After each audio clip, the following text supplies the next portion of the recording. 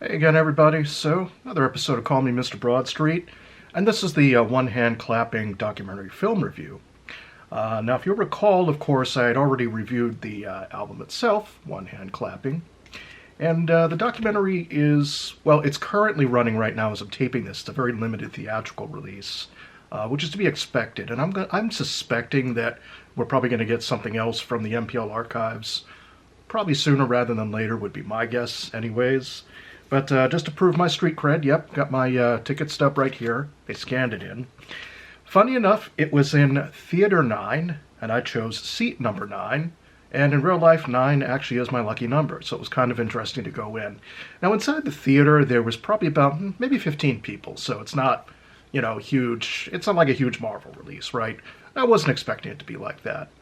But it was very fun, to go in. I was actually first in the theater, being the total nerd that I am, and I admit it, I'll own it, 100%. It was very nice to, just sort of sit, okay, you go through the previews, everything, all the commercials, like it is with modern movies, I guess. And, of course, the intro by Paul was very nice. It was kind of him looking back. You get a modern intro from Paul. They say it's exclusively for the theaters, and I'm thinking that that is true, although I wouldn't be surprised, and this is just my guess, if we get some sort of release later, whether it's a Blu-ray, which I hope we get, streaming, whatever it is, wouldn't be surprised if you film some sort of intro for those as well, some sort of separate intro or bonus feature or something like that. Who knows, but that would probably be what I would go with. So the film itself, good film. I definitely give it very solid, I give it a very solid A minus. The minus being that there's a little talking between songs. So again, that's the reason I kind of bring up the album here. If you want the full experience, this is the 2 CD version. Either download the album or get the 2 CD version. I did both. There's also the vinyl version as well. Really nice to see, really nice to have. For those that actually have downloaded or, have downloaded the one-hand clapping soundtrack, of course, with the backyard tape, which I'll get to in a little bit. Basically, this is disc 1. The entire movie is basically disc 1 of that. So you get the one-hand clapping theme, which is very nice to have. I love that theme. I've really come to enjoy that since we got that released. Of course, Jet and Soily get to be performed by the band. Maybe I'm Amazed, My Love, I'll Give You a Ring, which is really nice. I think I'll Give You a Ring didn't really deserve its fate as a B-side during 1982's Tug of War, which it was kind of shelved and issued later as one of the singles. I want to say it was a B-side of Tug of War single. I could be wrong, though. I don't have it in front of me, but I know it was definitely a B-side during that time period.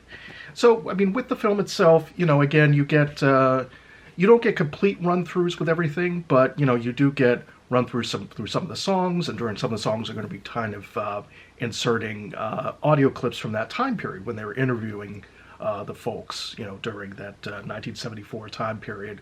So it was kind of nice to see. Of course, it's always great to see Linda again. God bless her. Great to see Jimmy McCulloch, rest in peace, brilliant guitarist. I know Paul Sally covered Jimmy in his book, Little Wing, which I highly recommend, which I've done a review for in the past. Denny Lane, oh man, well, again, for me, having gotten to meet him back in February of 2023, again, a very special memory I will carry with me for the rest of my life. I know I've covered him a little bit on the channel as well. It's just great to see them. And I really like some of the more human moments in the film as well, kind of where they're starting a take and then they end up flubbing a take. We've all done that. We've all made mistakes with the, takes and everything. So it's just really, really nice to see that, to kind of have that and everything in the film, which, again, it's just nice to have, And, of course, with the, the whole tape, the whole backyard sessions, as it were. Now, I know those were bootlegged, but for a long time. But basically, the backyard. So Paul decides, after the film, after we get the movie itself, right? So it ends. We get another intro from Paul in the theatrical version. At this point, he's kind of also having a very human moment where he's demonstrating guitar. He starts with his left hand. He switches to his right hand. He goes, "I don't know why I switched to my right hand." That was a nice little laugh between him and between the audience to kind of show the more human side. He says there was a good, nice garden in the back of Abbey Road or right beside Abbey Road. So he's literally just setting up a chair microphone, acoustic guitar, and running through a few numbers. And actually, that's why I'm kind of looking through some notes right here. So we get Blackpool. That was his composition. Blackpool, I think initially was going to be released as a B-side of a single with a Michael Jackson song called The Man from 1983's Pipes of Peace. That was slated for an early 1984 release, but the single got canceled for whatever reason, so Blackpool never materialized in official form until we got the One Hand Clapping soundtrack this year, and of course the film, which I'm obviously reviewing. So we get that. We get, nice footage of Paul with the acoustic guitar. We get, of course, a couple oldies at that point, stuff that influenced him. 20 Flight Rock by Eddie Cochran. We get Peggy Sue by Buddy Holly. We get I'm Gonna Love You Too, also by Buddy Holly. So it really shows his influences, which again is really nice. It's nice to see that. The footage is shot on video, so the footage may not be the best. I mean, if you're looking at it through our modern HD lens, I mean, this camera right here has a better definition, for better or for worse, folks, than the video technology at the time. And, my thoughts are with the film itself, just a little further thinking, is that, again, we get the film itself plus the, backyard portion, which comes after the film proper. So it's about an hour and 7 minutes or so.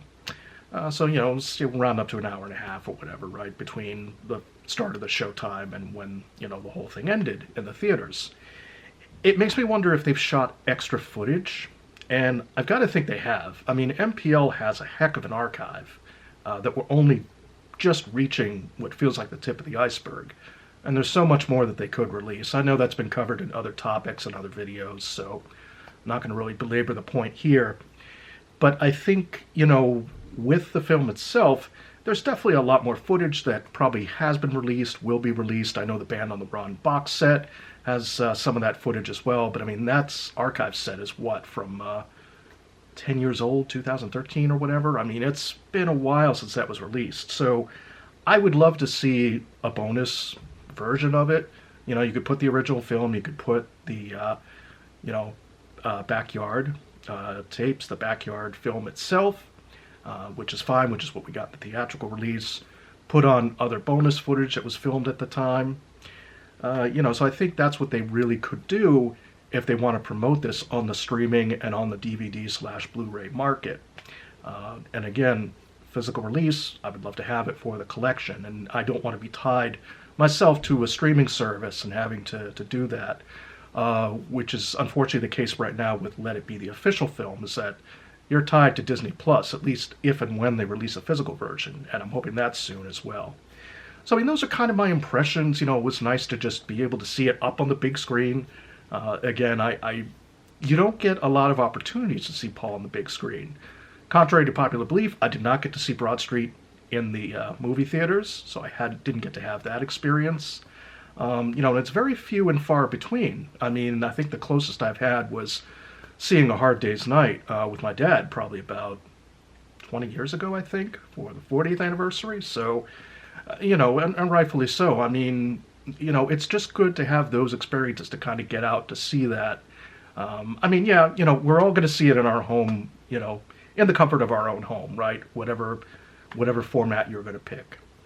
But that's my feelings. It's very much an A- film. Again, I think A+. In order for it to be perfect, A+.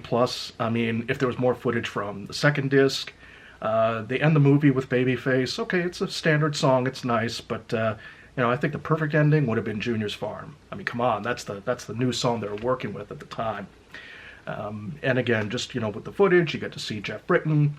Not too many pieces of footage with him for obvious reasons, as well. Just really drumming up a storm, and a very heavy drummer as well. Very heavy sound to his drums. So again, those are my impressions. I hope everybody, if you can get to see it, it's a very limited window. I think to the end of September, which is coming very fast. Which also means that we're actually leaning into Broad Street season. So yeah, October, 40th anniversary of the film, coming up very soon. I'll have some more content with that, for obvious reasons. I hope everybody's being safe and enjoying themselves, and you know what? I'll see everybody in the next video. Until later.